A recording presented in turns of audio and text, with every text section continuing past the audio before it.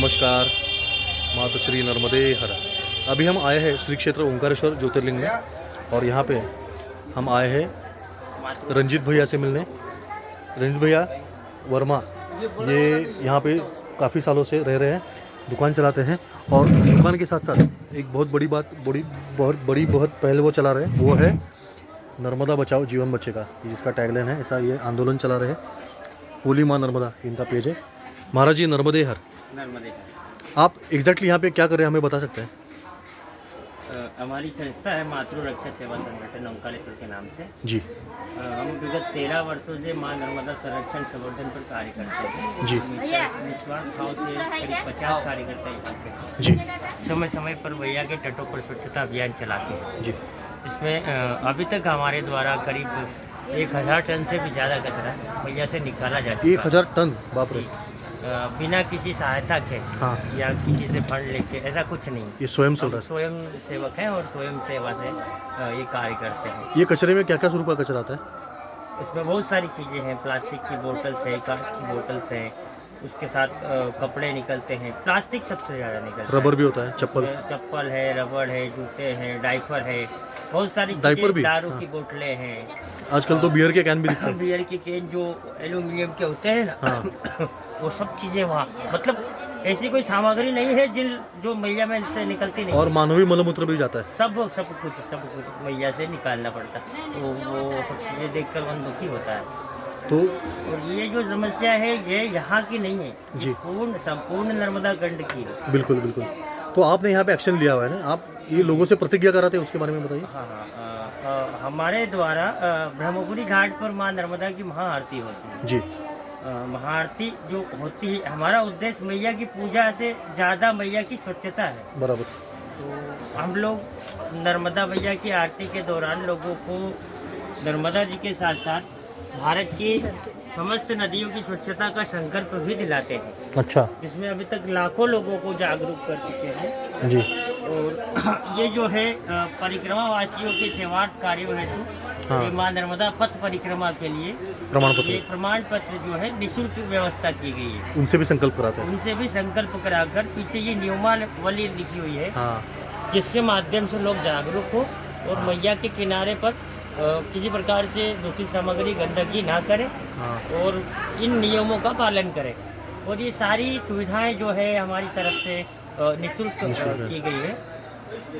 ठीक है। तो आपको अगर आपके जहाँ होली माँ नर्मदा ये आपका पेज है जिस पे आप जानते हैं, आप बहुत अच्छा सराहनीय कार्य करें। हमसे जितना सहयोग हो सके हम करेंगे। हमारा एक ही संदेश है कि हम पूरे नर्मदा खंड में जहाँ जहाँ मैया से प्रभावित हो रही है वहाँ लोगों को जागरूक करें। और बहुत से ऐसे संगठन हैं जो सेवा कार्यों में आगे रहकर कार्य कर रहे हैं। तो अधिक से अधिक लोग इन अभियानों से जुड़े और नर्मदा मैया के लिए सेवा का थोड़ा सा समय निकालें, जिससे हमारी मैया जो है स्वच्छ निर्मल रह सके और हम हमारी आने वाली पीढ़ियों के लिए मैया को सहेज कर रख सकें। नहीं तो हम जो परिक्रमा कर रहे हैं, हमारी आने वाली जो पीढ़ी है वो मैया में मिल रहे दूषित नालों के साथ परिक्रमा करेगी, न कि स्वच्छ मैया की। सही बात है। आप एक बात बताइए, अभी इसमें से जो पानी जल शुद्धिकरण का प्रकल्प यहाँ पे बना हुआ है, अब इसका जो जल सीधा मैया में जा रहा है, उसको तो जंगलों में भी डाल सकते हैं ना? यहाँ पर कुछ जगह पर है ऐसी व्यवस्था। जैसे हम देखें तो ब्रह्मपुरी घाट पर के ऊपर ही एक सीवरेज प्लांट बना है, हाँ। जिसका पानी जा रहा है, लेकिन बाकी जगह का वो चीज़ें मैया ये मतलब पूरे नर्मदा खंड में ये अभियान जैसा चला सकते हैं हाँ। कि मैया का पानी शुद्ध करो, कचरे का खाद बनाओ, पेड़ों को डाल दो और साफ हुआ पानी जंगल में डाल दो।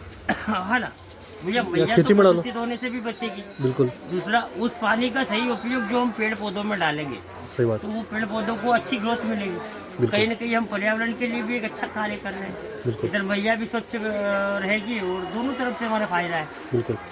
और आप क्या बोलना चाहते हो, जो परिक्रमा कर रहे हैं नर्मदा परिक्रमा, वो लोग अगर मैया में प्लास्टिक फेंकते हैं या फिर पार्ले जी के रैपर्स हो या अगरबत्ती की पन्नियाँ, तो क्या उनको परिक्रमा का पुण्य मिलेगा?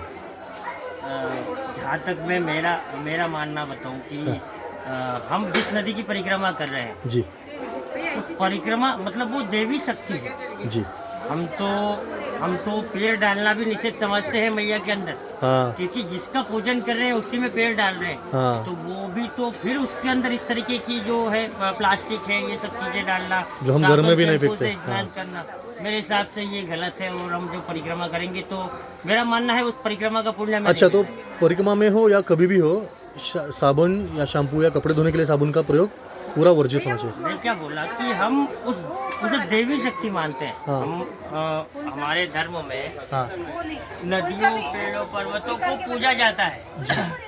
और पूजनीय कौन है? देवी शक्तियाँ ही पूजनीय है। बिल्कुल। और जिस नदी की हम परिक्रमा करते हैं, जिसका कंकर कंकर शंकर स्वरूप पूजा जाता है, हाँ। मतलब एकमात्र नदी मैया नर्मदा है, हाँ। जिसके जल से आप कोई भी कंकर उठा लो, बिना प्राण प्रतिष्ठा के वो शंकर स्वयं शिव स्वरूप में पूजा जाता है।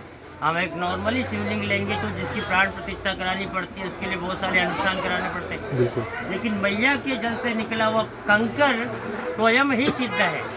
रखकर पूजन चालू करो। तो इस देवी शक्ति का जो हम पूजन करते हैं, हाँ। वो कोई मामूली नदी नहीं है, महानदी मैया नर्मदा है। बिल्कुल। और इस शक्ति की उपासना कैसे करना है ये हमें समझना चाहिए। तो बाबा जी, इस अभियान में हम पूरी ताकत के साथ आपके साथ हैं। बरोबर। ये अभियान सिर्फ हमारा नहीं है, ये अभियान सिर्फ उनका नहीं है, ये हर एक उस व्यक्ति का अभियान है जो शुद्ध पानी पीता है। क्योंकि जल के बिना जीवन नहीं, और मैया के जल को स्वच्छ रखना ही हम सबकी जिम्मेदारी है। नर्मदे हर। बंद कर. हे करताना कट करताना edit